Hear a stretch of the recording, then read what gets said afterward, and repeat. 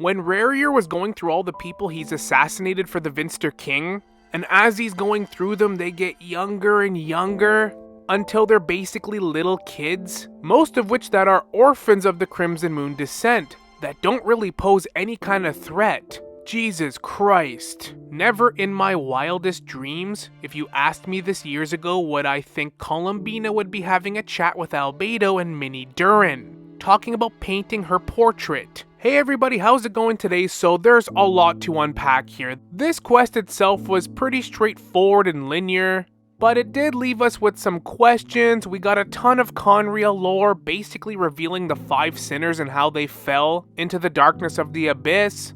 We had quite a few things confirmed in this quest, one of which being Sandrone's origins. We didn't get the exact origin, but more or less which faction she's linked to. We also got some pretty huge lore in the Crimson Moon. I've been saying for years now that it's the remains of a dead moon corrupted that Conria has been harnessing. So I did find that refreshing. We got to meet Varka, Albedo joining the fray, and Minnie Durin. We got some of the best Fatui Harbinger interactions we've ever had. That's something I've been just dying for years now, with quite a few teasers and things to come. Is Rarier really gone? Will he return in Nod-Krai? Because we have a lot of Nod-Krai left. We're only in 6.1, and we haven't even met the Hegzen Circle yet, who was teased in this quest along with some others. We got to learn more about Nefer and her backstory, which was awesome. And Yehoda, I absolutely love this character. Both of these characters have grown on me so much since we've entered Nod-Krai. Varka was awesome too, did not disappoint. He didn't really do too much, but they explain why in the quest and we'll go over that. I'm assuming they're saving him for some stuff later on in the future patches. There really isn't a Nod-Krai character that I don't like. This quest was really good. There's only one part in this quest that I really didn't like, and we'll talk about it when we get to it. So with that said, let's recap the quest, everything we learned, the Easter eggs, different character interactions, little hints we were given, and afterwards I'll give my initial thoughts, as well as what we can expect going forward in 6.2 and on. But first, let's make a quick 10 pull. Come on. Yes! Please win 50-50, please win 50-50. Come on, Paimon, bless me. Yes! Woo! Let's go! Alright, we're off to an excellent start here. Picking up where we left off in 6.0, Varka went toe-to-toe with some of his knights against Rarier, but they were no match for him, so they had to retreat, leaving Varka pretty injured and weakened. Flins, Lauma, Yehoda, Anino, and Inefa are exploring some wild hunt activities in one of the mines. And by now everyone's pretty much come to the conclusion that Rarier is way more powerful than we can deal with. He's one of the 5 sinners for a reason. And just to put in perspective, last patch, we were no match for him. And this is a 5 sinner at 10% power, and a fraction of his former self. I also love in this quest how Yehoda's talking about, when shit hits the fan, run like the wind. And later on, Columbina's like, we have no choice but to run. And Yehoda's like, hell yeah, that's what I'm talking about. But also feels kind of guilty now about doing it. So they figured out that Rarier is gathering Kuvaki energy to power himself up. So they need to split up to gather intel and figure out what they're gonna do. Already kind of figuring out that Kutar, aka Columbina, is probably gonna be his next target. They can't really figure out why Rarier is so dialed in while being fractured and basically kind of insane. They kind of figure he's just running on instinct because everything he does is calculated, and we'll figure out why pretty soon. And then just like that he shows up and we jump right into a cutscene, where Rarier's duking it out with Columbina. It should also be noted, and yes, I'm a Columbina glazer, but Columbina is literally like a sliver fraction of her full power.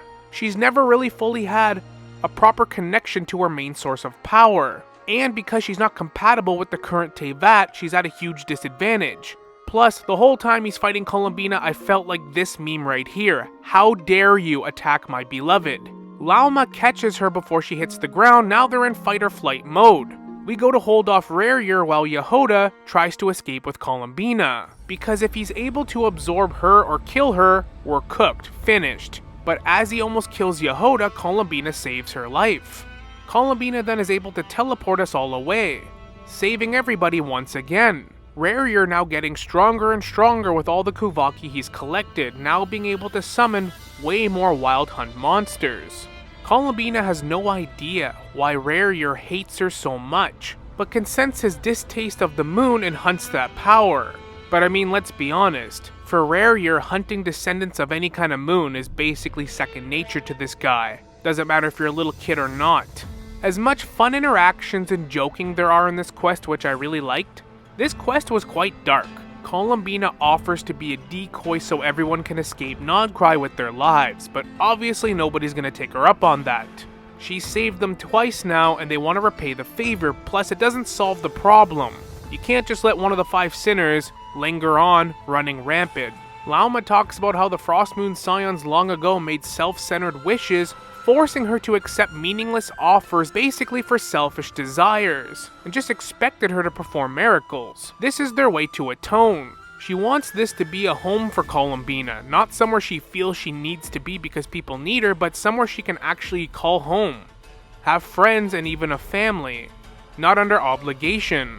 But Columbina's going to have to connect with more moon marrows to regain her strength, to even stand a chance at this coming conflict. That's where the Wild Hunt shows up, and they're basically cooked until Varka comes in to save the day.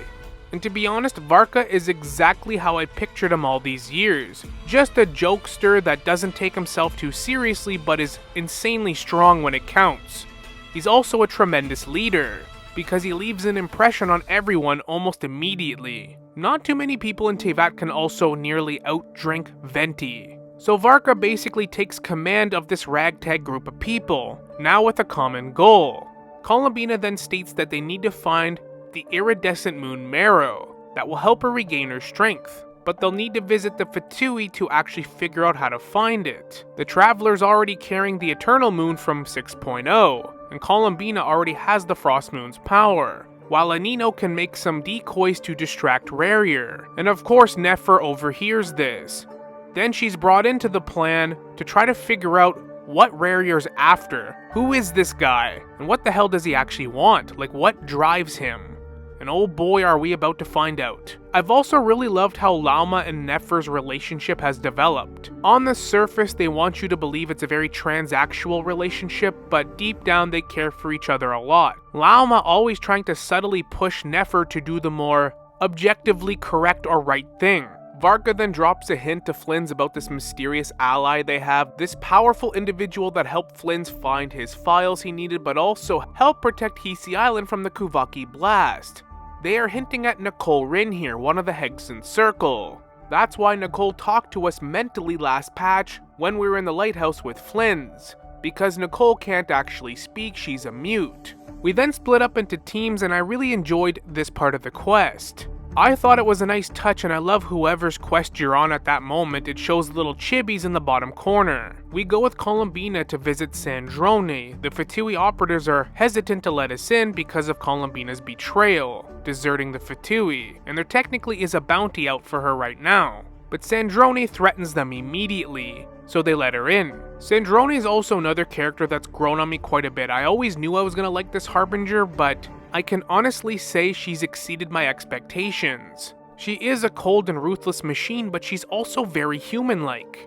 And we'll talk about that at the end of the video because I have my suspicions on why that is. You can tell she's hurt that Columbina betrayed and abandoned her. Columbina wants to speak with Arlecchino regarding that moon fragment they're after. Sandrone is still pissed off that Columbina interrupted their last fight with Rarier in 6.0, but let's be honest, Sandrone would not have won that. Columbina wants to know if Arlecchino's in Nod-Krai currently. Sandrone says nope, they're all gone, except for, we all know who she's talking about here, the Doctor. We'll talk more about him at the end of the video because they do hint towards him again, and it certainly seems like they're hinting towards the Doctor playing a bigger role than we initially thought. And that's what I really love about this interaction. Sandrone is obviously a very proud, stubborn person, but Columbina is a very enlightened individual. She can sense Sandrone's true feelings hidden behind her rough exterior, talking about how she would serve them the worst tea she has. It's clear that Sandrone enjoyed hanging out with the other females of the Fatui Harbingers like Arlecchino, Columbina, and even references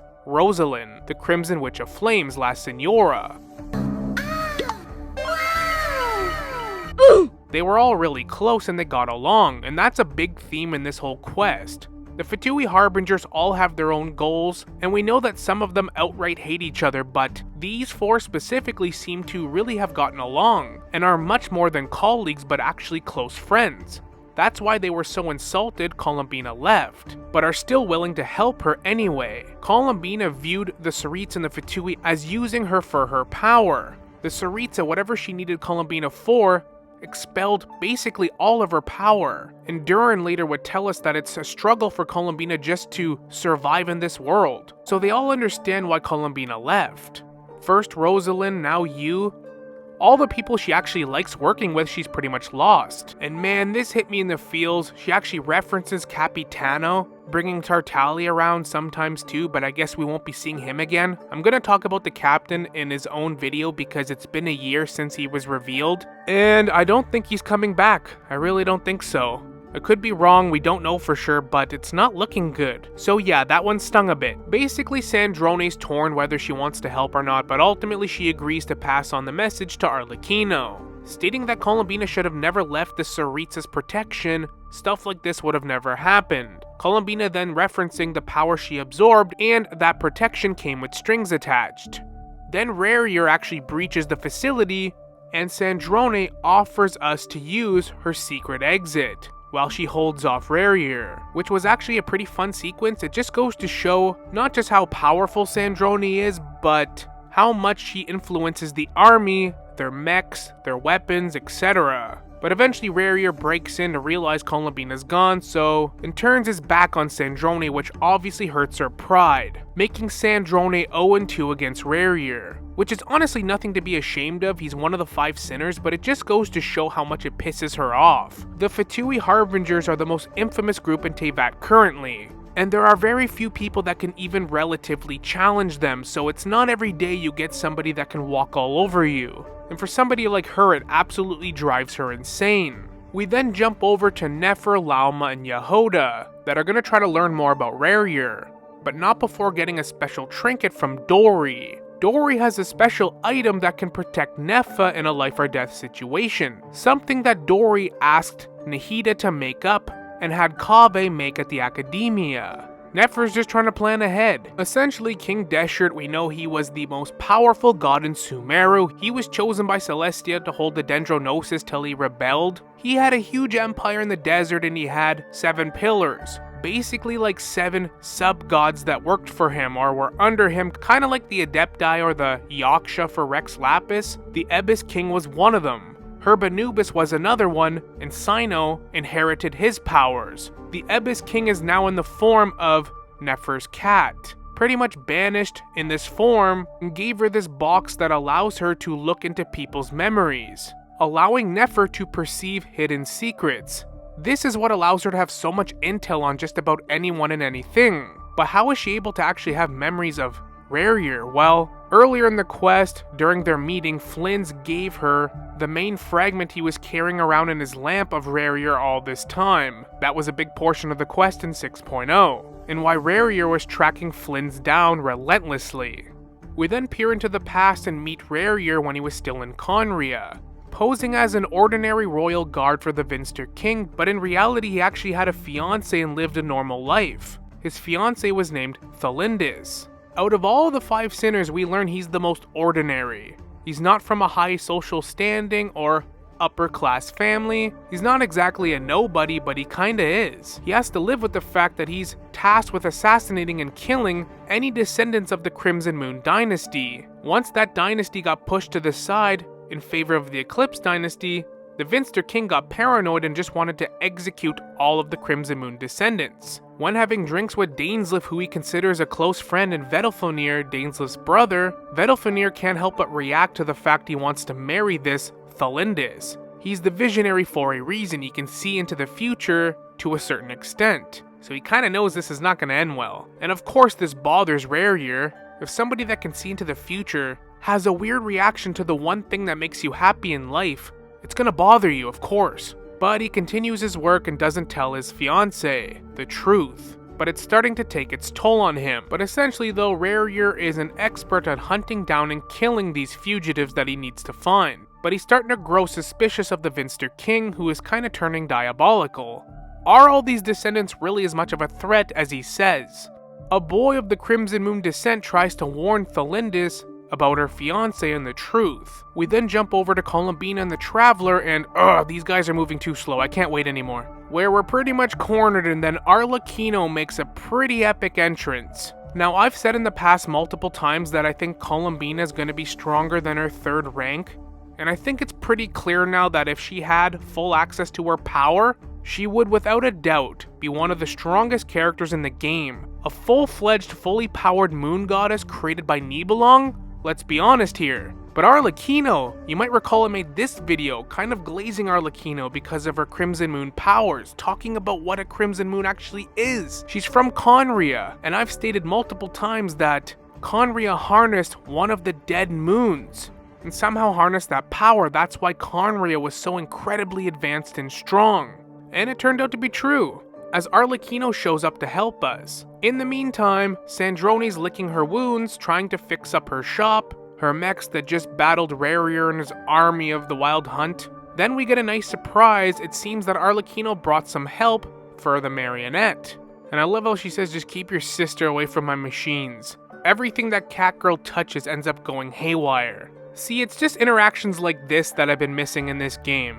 We then return to our secret hideout to report back to Varka, where Yehoda and Lauma are already filling in Varka on the history and story of Rarier. And I just love the interactions of Arlecchino showing up out of nowhere. Yehoda just witnessing what those eyes represent, and her reactions quite literally never disappoint. They're a little bit hesitant of Arlecchino, but she's able to reassure them that sometimes stopping a situation from spiraling out of control is a higher priority than chasing the spoils of victory or taking advantage of a situation. We pretty much have learned by now certain harbingers are much more grounded than others, like the captain and Arlecchino. Columbina, even Sandrone's pretty grounded. Then there are ones like the Doctor, the Regrator, even probably the Rooster that are a little bit more cynical and evil-like. And we can vouch for the Knave, which the Traveler does, because she did play a huge role in saving Fontaine. And come on, she could have totally killed us here and she didn't. Like, she bested us. Gonna help us track down the missing moon marrow that we need, because the iridescent moon is the Crimson Moon. She can open up a gateway to where it is. While Anino and Nefer are successful in stalling and distracting Rarier, it's not gonna last forever. So we head over with Arlecchino to try to find the Crimson Moon. Arlecchino then explains just plainly what we've already kind of learned in different books and stuff last year in Arlecchino's trailer when she was released, her real name being Paraware. And the book Paranarian Fontaine contains all these secrets of the Crimson Moon dynasty. Conria summoned orphans from outside Teyvat to inherit that power, but were able to contain and shackle them to use them for their own means. As Arlecchino states, Conrians weren't devoted to their moon worship like the Frost Moons are.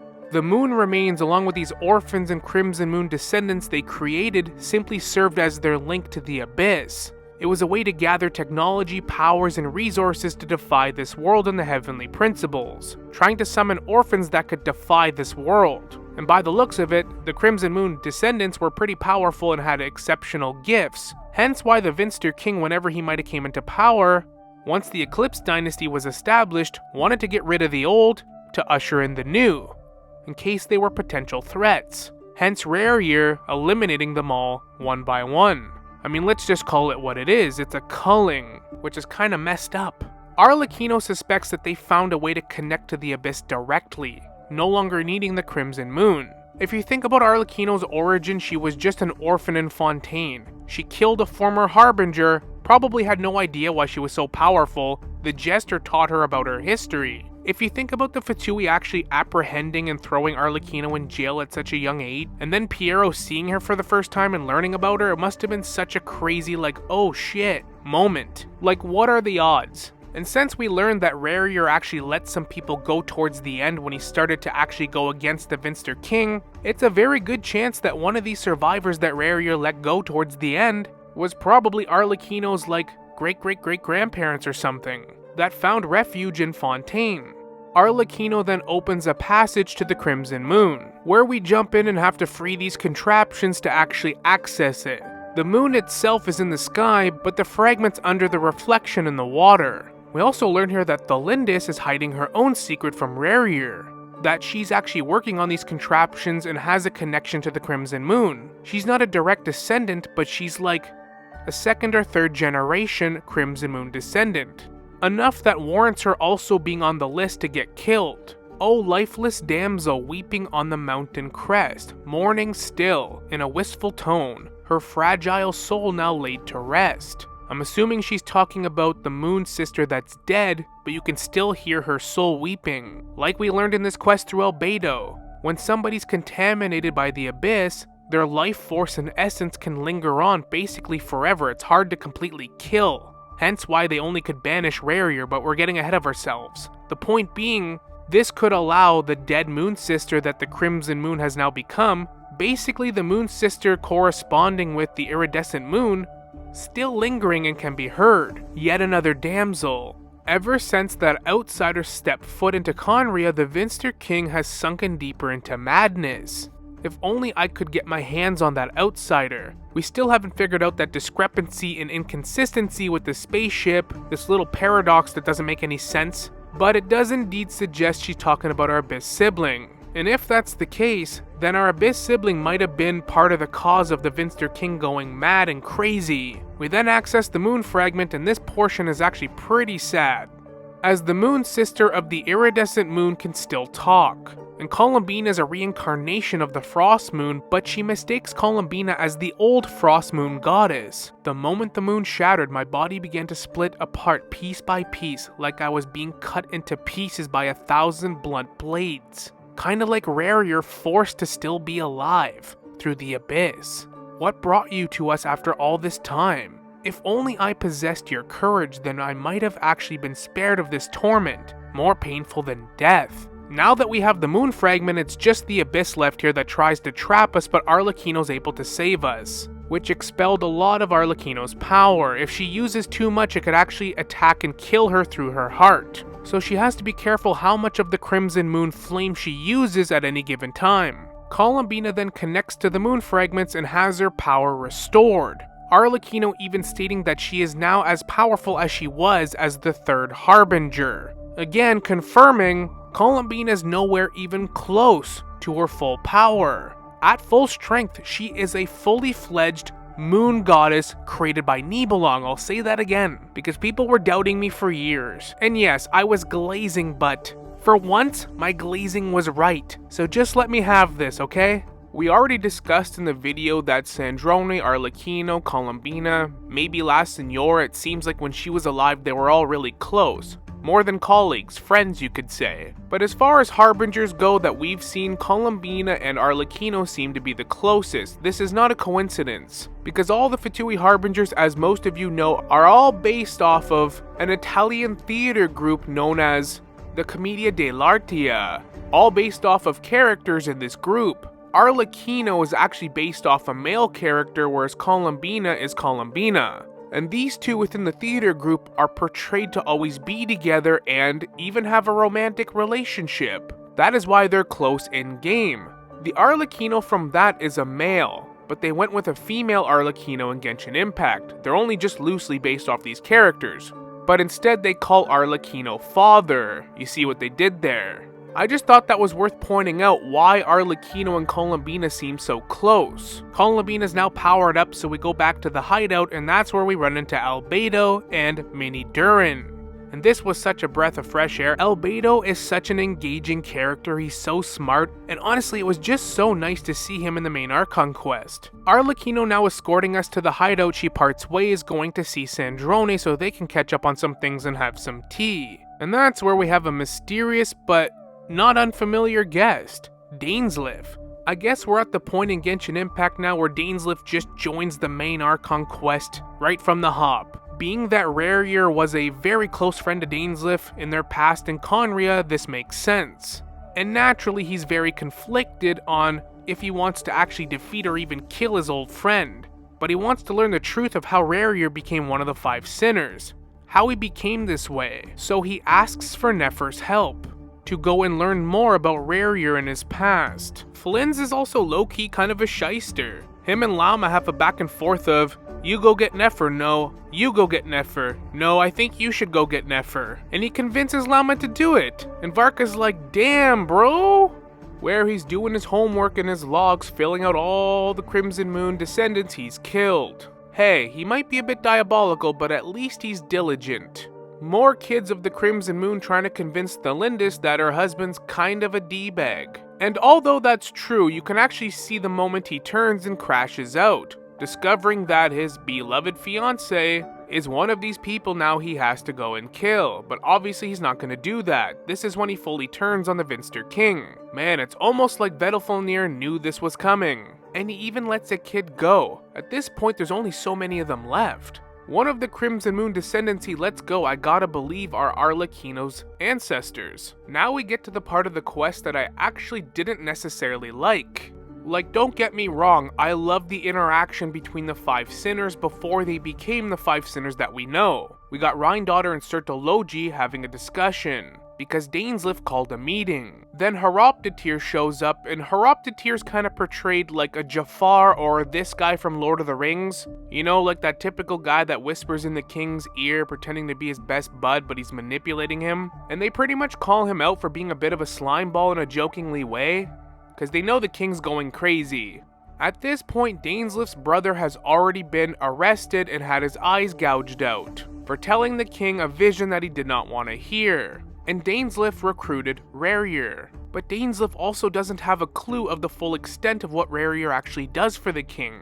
Then we get this chess game which I thought was kind of jarring. In such an important moment in lore that we've been waiting for years. Again, I enjoyed this whole sequence a lot, so I am kind of nitpicking here, but I don't understand why they couldn't just show us the characters. We already know what Dainsleif looks like. Rarier, now we know what he looks like in his human form in Conria. We kind of know what Sertologi looked like, but if we saw his human form, what's the big deal? We know what Dottore looks like. Horoptatyr, what's the big deal? Why can't we see what he looks like in human form too, in the Visionary? It just felt like they're keeping that from us for no reason at this point. This is some pretty big lore, why not just show us? Horoptatyr and Dottore disabling the defenses. Dainsleif and Sertologi are the big guns, so they're gonna do the bulk of the actual fighting the king's forces, while Rarier's tasked with going to find Vedalfnir in his prison cell, where Vedalfnir just tells him straight up that yeah, it's not gonna end well with your fiancé, you should end that shit. But Rarier also thinks that Vedalfnir has been whispering in his ear this whole time some pretty cynical things. Vedalfnir just laughs cause he's like,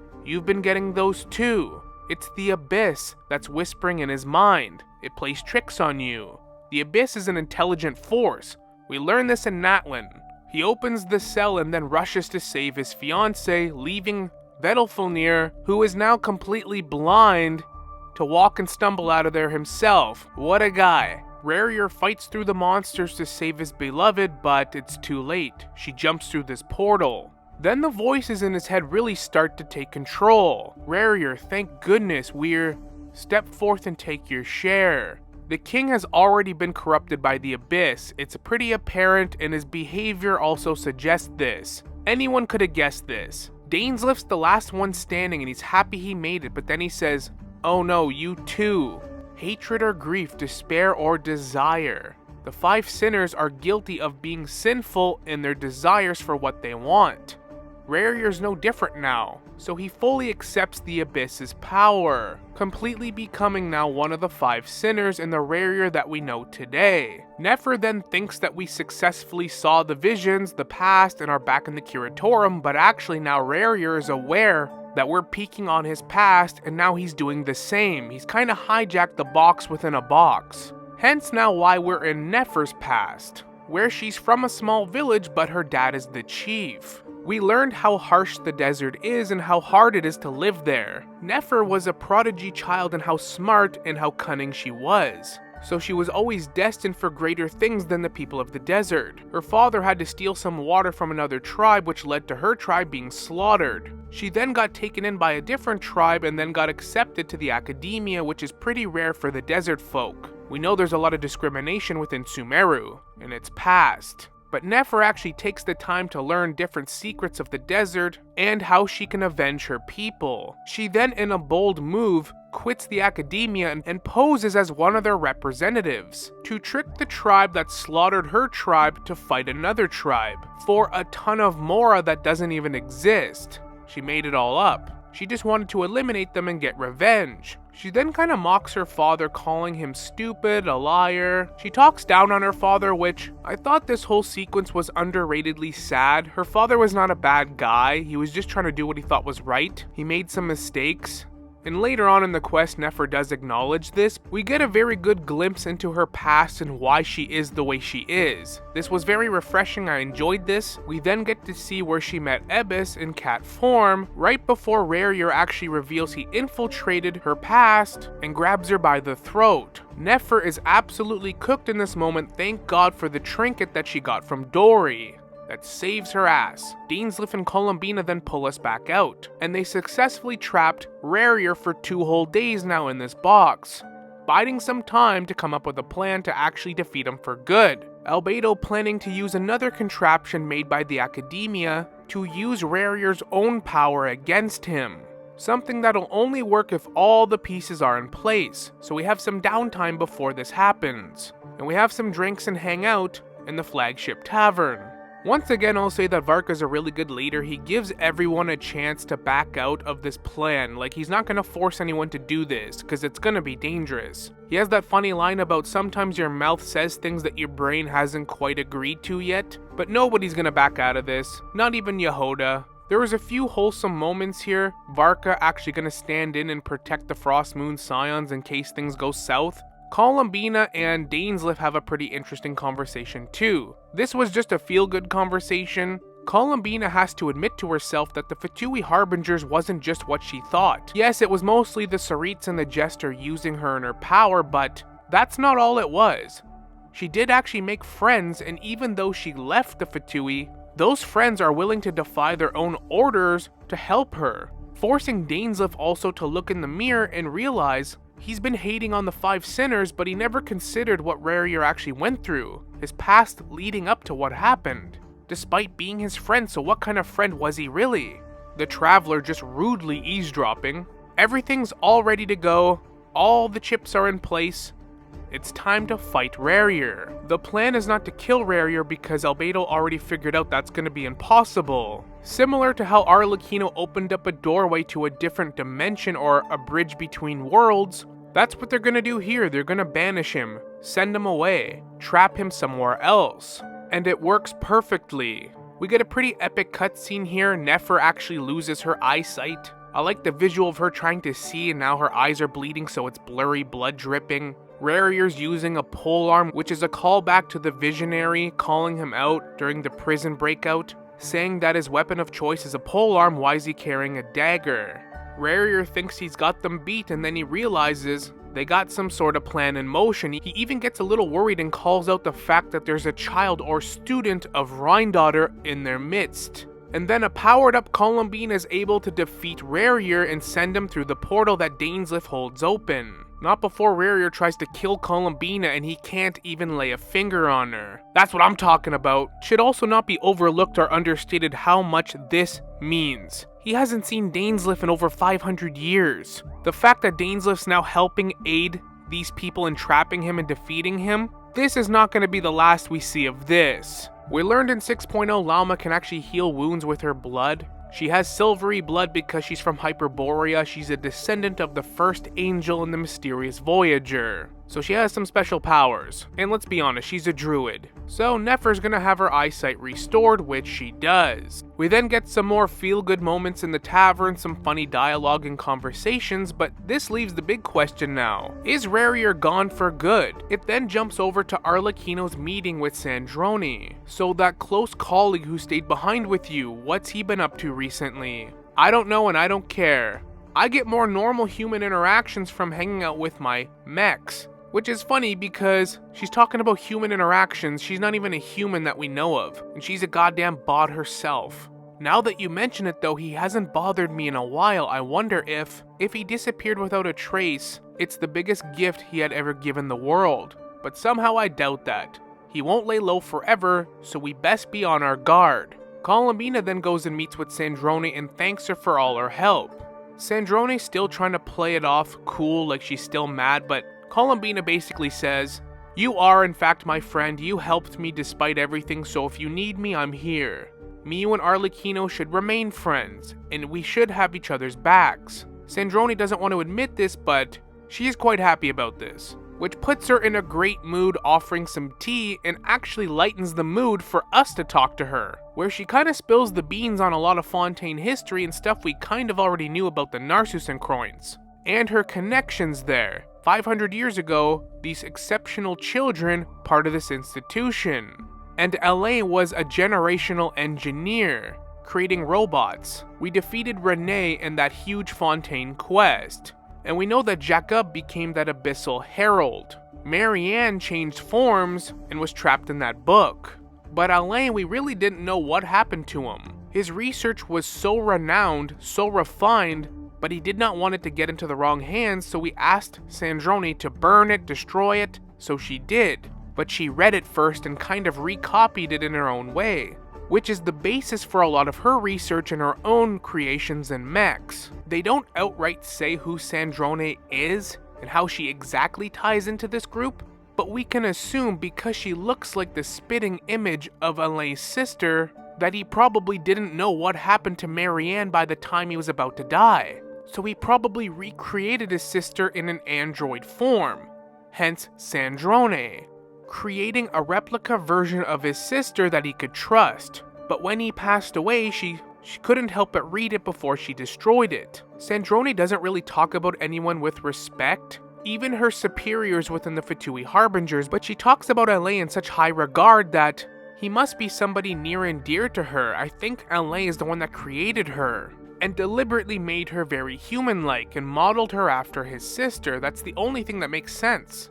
Why else would she talk about him and all this now? It's a little bit frustrating that they just won't outright say it, but I think this is meant to be a read between the lines situation. When the cataclysm hit Fontaine, most of these children succumbed to the abyss, the temptations, the powers that came with it, for their own desires. Just like we've seen so many times before, that's a big theme in this quest. But Alain refused to do that and wanted to change the world through his mind and his own creations. I feel like Sandrone is one of those creations. She's an extension of him. But let me know your thoughts in the comments. To me, that's the only thing that makes sense here. Now, as for Rarier, what can we expect from him going forward? Is he gone now for the rest of Nod-Krai? Well, I'm not sure, but it doesn't seem likely. He is clearly a main villain type character, and we haven't had an official boss battle or a weekly boss battle with him yet. It really doesn't make sense to kill him off this quick or get rid of him, so I do think he'll find his way back. He's a 5 sinner and a major threat, so it makes sense for him to return. I also think because we shoved him in that portal though, it might be a blessing in disguise. He might finally actually connect with Thalindis, since she went through a portal herself, and that actually might be an important plot point in the future patches. We have to remember here, we just dealt with the most powerful individual we've ever faced. One of the 5 sinners, straight up. And we're only in 6.1. We haven't even met the Hexen Circle yet. But the Wanderer is also in Nod-Krai, and they hinted towards the Doctor twice, in a very diabolical way. I've said this in many videos before, and the loyal Doctor fanbase always comes from my head, but the Doctor is one of, if not the most evil characters in this game. And I say this in a good way. He's a very engaging villain, and out of all the Fatui Harbingers, he's the only one that scares the shit out of me. Arlecchino, the 4th Harbinger, and Sandrone, the 7th, are talking about the Doctor in a way that makes him feel threatening, like he's a danger to them. They gotta be on their guard. The Doctor was practicing making a man-made god in Sumeru through Scaramouche and Enosis, and Mavwika said that he was studying the moon in Natlin, beyond the false sky. Whatever the Doctor's cooking up could potentially make him the big bad villain of Nod-Krai at the end of the day, since the Doctor is somebody very unlikely to be playable since he's kind of unredeemable. And again, I'm saying this in a good way, he's a very good villain. But he's evil as hell, let's not kid ourselves. He's experimented on children, killed and slaughtered many. Just what he did to Scaramouche alone is evil. But he's dangerous, he's probably the most dangerous Harbinger right now. Not necessarily the most powerful, but what he's willing to do. There's a reason they've hinted at him twice now. And he's in Nod-Krai, it's confirmed, we know this. We also have to see Scaramouche get his revenge as well. Plus the Hexen Circle show up. I think they're gonna save the Doctor for being a major villain later in Nod-Krai, leading into Snezhnaya, because they're gonna have to turn the Fatui into the villains again, going on their home turf, in 7.0. But I don't think Rarier's completely done yet. I would not be surprised in the slightest, and I'm just speculating here, that the Doctor was behind Rarier and the shenanigans of the Wild Hunt all along. It fits the Doctor's MO to a T. He manipulated Scaramouche's entire life. The Doctor orchestrated Mondstadt owing him a favor by killing a dragon that nobody in Mondstadt has ever been able to defeat, leading to Diluc's father's death. The Doctor is diabolical, and he's by far the most methodical of the Fatui Harbingers, maybe even all of Teyvat. And when Scaramouche was defeated in Sumeru, he wasn't upset at all. On the contrary, he learned a lot from it. It would not surprise me at all if the Doctor is pulling the strings, using the Fatui Harbingers. Maybe he even wants to see Columbina in action, have us all band together, learn about one of the 5 sinners, learn about what a moon goddess is capable of. Maybe he even orchestrated this so that we gained the fragments of each moon and then he can come take them. We gave Arlecchino the Crimson Moon fragment. We have a fragment and, well, the Damslet still has a warrant out for her arrest. Everything we see, all of these moving pieces could just be pawns of the Doctor, Rarier included. Don't underestimate the Doctor for a second. I just feel like it all went too quickly, too perfectly. Something's gonna happen. Now that everyone gets along and the main threat's dealt with, we're not gonna just load up in 6.2 and have no conflict. Like, something's going to give. Overall, I really enjoyed this quest, the interactions, the dialogue. Like I said, there's not a single character in Nod-Krai I find boring. They're all interesting and engaging. I'm going to be working on my Sumeru characters now that Nefer's fully out and released. We know her story. I can't freaking wait for Alice and Nicole to show up, and of course I want to see what happens with Columbina. Is she ever going to be fully connected with the moon? Are we ever going to see her at full strength? It seems like they're building her up to actually have a permanent home in Nod-Krai now, so I think she's here to stay. But overall, let me know your thoughts in the comments, what you thought of this quest, different Easter eggs or things you noticed, and how you see the story going forward from here. Thank you so much for watching. I hope you enjoyed the video. Like and subscribe if you'd like to see more content like this, and as always, we will see you all in the next one. Later.